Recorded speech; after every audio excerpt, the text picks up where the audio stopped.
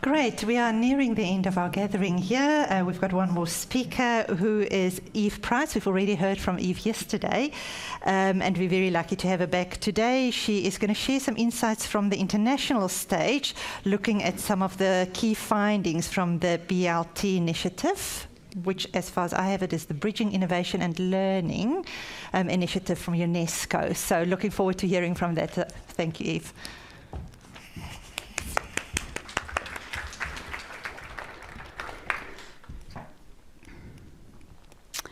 Thanks for having me back. So, Bridging Innovation and Learning in TVET. This is a project that we've been working on for the past 18 months, and it's a project in conjunction with UNESCO-UNEVOC, and I'll take you through what we've been doing and why.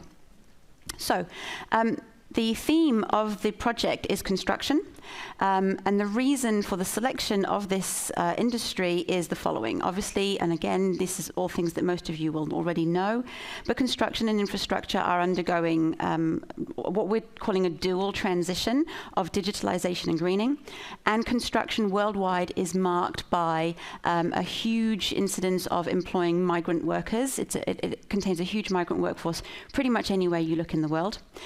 So the project was looking at how does TVET, vocational education, look to address some of these and deal with some of these situations specifically for the construction and infrastructure industries. BILT is the Bridging Innovation and Learning in TVET broader piece of work led by UNESCO-UNEVOC. There was a previous project that was focused on the tourism industry and tourism sectors a couple of years ago. This is the second round of their work and focused specifically on construction. It's an international collaborative research project with the involvement of Europe, Africa, and Asia Pacific. ConCOVE is the lead for Asia Pacific, and I was working alongside two co-leads, one in Nigeria for the Africa region and one in France for the European region. And we also then divvied up the three key themes. I'm fortunate enough that some of my background is in migration and settlement, so I was tasked with the migration topic. My colleague in Nigeria, Tunji, was looking after the digitalisation, and Matteo in France was looking after the greening theme. We were also assisted by a fantastic group of international experts. Casimir, could you please give us a wave? Thank you very much. Excellent waving, well done. I was fortunate enough to be able to work with Casimir, who was part of this expert group. That was one of the hardest parts of this project, was that very first task of finding these fantastic people worldwide that we wanted to approach to be part of this project. Casimir works with brands, and so he was brought on board to help us specifically with that greening theme. And without wishing to put too fine a point on it, we wouldn't have been able to do this without him. So the point of the project obviously was, I don't know why I say obviously, it's not obvious to anyone. The point of the project was to help with that knowledge sharing, that consolidation of the summarizing and consolidation of what is the current situation that we're observing, where do we need to go and how do we need to get there, and indeed what is vocational education's role in navigating that journey. My biggest learning and takeaway from all this is that actually we're all facing the same things. My expectation when Catherine very kindly, actually I should tell you how this came about. You all have had this experience when on a Monday morning you log in and you've just got a little message from your boss saying, can we have a quick chat before the team meeting? And you all go, fuck, who have I pissed off? What email did I send? What email did I not send? And so I, very humbly logged on and joined Catherine on the call. And she went, hey, do you want to lead the UNESCO project? And I went, God, yes. So it was a fantastic outcome after a mild bit of panic for me. My expectation from there was that we were going to see such different scenarios and situations and problems, because what do we have in common with all of the European countries, all of the African countries? I was expecting really that it's going to be so broad that it would be very difficult to find the commonalities. We're all as equally shit in the same ways, was the key takeaway. It really did highlight that we're all facing the same situations and we're all facing the same scenarios. Our approach in addressing them might be slightly different, and that was really what this project brought out. So we started off by doing some skills needs mapping, and this is where we really leveraged our experts, and we asked them to complete a 2-pager exercise. I call it a 2-pager, it turned into a 3-pager, but we lied and told them it was only 2 pages because it made it seem more palatable for their homework. Kazimier's nodding in the back.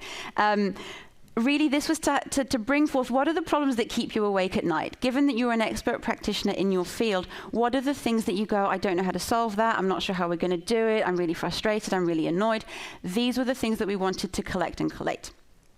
Another aspect of this work was then collecting what are referred to as ILPs, innovative learning practices. This is an exercise that UNESCO-UNEVOC do. I do encourage you to have a look on their website. They have a directory of all of these innovative learning practices from around the world on all manner of different themes and topics and countries. And we recently, thanks to Brendan's help, we recently managed to get the first one for New Zealand listed on that, and it's for degree apprenticeships and the work that Brendan has been helping me with on there. Gathering those innovative learning practices are what helped inform the final report around some of the approaches and the new techniques, strategies, policies, theories that we could then implement to address some of these situations. And also it was about establishing those relationships and those partnerships between the different areas, but within the areas first and foremost, because guess what, we're not great at communicating within the Asia Pacific area either. So it was a collaborative approach for global insights, as I said, the expert groups from the various regions, innovative learning practices, systematic reviewing, and then addressing the variations in TVET across the different regions as well. This is the result of that first 2-pager exercise. So down the right-hand side, you can see that we have the 3 key themes: digitalisation, greening, and migration. These slides, I believe, will be made available to you, so don't panic if you can't read any of this. These were really the key themes that came out around those individual topics specifically. Along the left-hand side were all of the things that we couldn't categorize under digitalization, greening, and migration. They are very much the TVET-specific issues, the industry-specific issues, and these came out kind of, they're sort of they are pan-sector as well, but they came out across all 3 of the key themes. So we thought these are too valuable and too important for us to put to one side and neglect. So these then formed a strong foundation of what it was that we wanted to focus on in the TVET world that would then help address the scenarios along the right. So there are some skills shortages. I know you're shocked. This is the first time you've heard this. It'll be fine. Education, educator skill needs as well. Train the trainer, we've heard that a lot. It's a similar situation and scenario in the rest of the world as well. Increasing the quality of the work that is being delivered in vocational education, whether that's apprenticeships, formal, informal. Very interesting in the Africa region, of course, there's a lot of the informal training takes place. So they have had a very different focus on RPL than, for example, New Zealand and Australia, purely through need. So Africa has some really fascinating policies and legislations around RPL. Ethiopia in particular and Kenya have taken great strides because, again, they had a different need, so they've had to come up with a different approach. So if you do have an interest in RPL, I encourage you to look at what Ethiopia and Kenya are doing. And of course, that this perennial issue of how do we improve that connection with industry? How do we improve the involvement of industry in our vocational education and training? There's no secret, if you throw more money at it, you get better outcomes. So that was obviously the first part, was increase the investment. Now, obviously, investment to start with is financial, but it can also be in different ways. That it might be increasing investment in your people, increasing investment in the time that you spend between industry and vocational education. That investment can take on many forms. The green construction curricula came through really strongly, and again, this is not news to you guys in the room. We know what our 2050 goals are. We're not quite sure how we're going to get there educationally because there's so much to do, and I often use the analogy of mopping up and turning off the tap. So the turning off the tap is we need to make sure that the new entrants have these skills, but also we've got a whole heap of people in the workforce. How do we mop them up and make sure that they have the skills so that they're not left behind in this process as well? The migration topic was a little bit challenging because the limitations often don't come from the TVET sector themselves. They often come from the immigration policies, the immigration settings, the restrictions that are placed upon people for their mobility, for their visas, what they can and can't access, what isn't funded. So we were really, it was a challenge to kind of stick to the scope, and I have deviated a little bit because it was difficult not to, but very importantly, if you are considering how you can support migrants, you cannot do that in vocational education alone. You have to look at the broader immigration settings and policies and rules, because the last thing you want is for you to get in trouble or for the visa holder to get in trouble as well. And of course, lastly, but by no means leastly, is that partnership with industry. How do we facilitate that in a time when there is more and more information, less and less time, more and more work? So how do we engage on those in that partnership with industry? Here are some of the recommendations. I pressed send on the final report last Thursday, which was a huge relief. There were some tears, just out of sheer relief.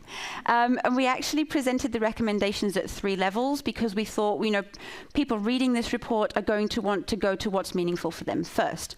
So we've kind of we've zoomed in, and so at that broader level, we've got the policy, which is around strengthening the frameworks. So it's around those national qualification standards. It's around that RPL. It's around the labour market strategies, using the data to predict what we need, when we need it, where we need it, increasing public investment, and also that cross-border policy alignment. Obviously, these are just the bullet points. There is more detail in the actual report. Zoom in a little bit, and we've got that advocacy partnership level. If I don't look at you, then the time doesn't go ahead. So back to sort of that TVET industry partnership, and in particular how we do that, because we all know we want to do it. It's about the how we go about it. International and regional cooperation, we do have some great networks, but it tends to be, let's meet up for a conference once a year, wasn't that lovely, and we all go back to our day jobs. There is a strong focus on the gender equality and inclusion as we're moving towards reforms and as we're moving towards that digital and greening transition, and we've heard some of this as well. Barney this morning mentioned that female-dominated occupations are going to be impacted by AI differently. Rebranding the sector. So this is the construction sector itself, because obviously we suffer from occupational stereotypes, but then we often suffer from vocational education or educational stereotypes as well. So we've got a double whammy of why people perhaps are a bit more reluctant to go into construction, both because of the job itself, but also because of the education pathways that lead us there. And encouraging those multilateral agreements between countries for recognition of qualifications, for mobility of workers. Personally, I actually think that we do this quite well in the Asia Pacific area, or at least the southern Asia Pacific area, between us and Pacific Islands and Australia. I think we have quite good models there. That's not the case in a lot of other countries. But then we also have a different scenario here in that it's very difficult to get to New Zealand unless you've got the right paperwork. It's a very different scenario when I'm talking to my colleagues in Europe, where they're like, well, people just walk across the border. It's a completely different geographical scenario. Lastly, we have that micro level of, that delivery piece. So that innovation at the training and that delivery level. So it's embedding those green skills and those digital competencies. So yes, at the moment it might need to be a micro credential in AI and a micro credential in greening and resource sorting. But eventually, all of this needs to be brought into the standardized qualifications. Again, that mopping up and turning off the tap analogy. Leveraging the emerging technologies, and I think I'm preaching to the convert, especially after watching that welding video this morning. Blended learning models as well, and I think we're taking great strides towards that in New Zealand and indeed overseas, purely through need. So and necessity is the mother of all invention. So we are taking more strides in this space. Also the context-specific short courses, that would be the micro-credentials, for example, that I just mentioned. And in particular, investing in that upskilling of our trainers and the work that Sean has been doing amongst others, I think is crucial, not only to upskilling the skill set, but then there's also the upskilling of the content. And so we might need to consider what is it that our trainers require in order to be able to deliver AI and BIM and greening as well, as these become embedded in the general curricula. That's a whistle-stop tour of what is in the report. The report is expected to be published October, November. As I said, it was sent off last week. I expect the final manuscript back in the first week of September. Very excited to see how it looks, not in our messy, co-collaborative, co-written shared document, but once it's all looking actually professionally laid out. So I do encourage you to take a look at the resources on the UNESCO-UNEVOC website. There's some fantastic things happening around the world. It's just us having that visibility of them. Thank you very much. Fabulous. Thank you so very much for that more global perspective, Eve. Really great. Have we got any questions? Not. I was abundantly clear. You were abundantly clear. Question from me, though. Just a question. You were talking about mobility across the territories and the quals, but have you at all considered mobility across the professional registration bodies? No, is the short answer. And the reason for that was because we were focused on broader construction rather than individual. Yeah. We didn't look at kind of the sectors within construction, but I think that's an absolutely great suggestion. The mobility focus was very much around the human mobility and portability of what they already have, rather than what's next for them in their careers. Yeah, but that's a great point. Thank you. Great stuff. Thank you so very much. Hand of applause for Eve.